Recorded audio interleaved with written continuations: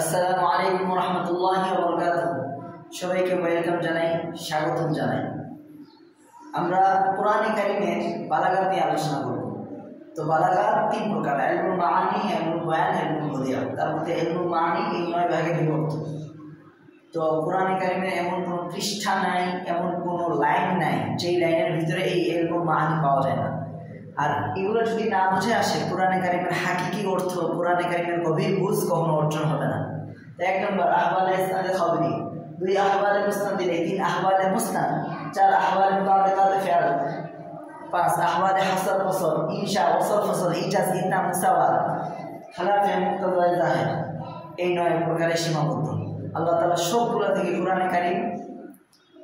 কোরআনে কারিমের মধ্যে প্রয়োগ করে বুঝার তৌফিক দান করুন। আমিন ওয়া আখিরু দাওয়ানা আলহামদুলিল্লাহি রাব্বিল আলামিন।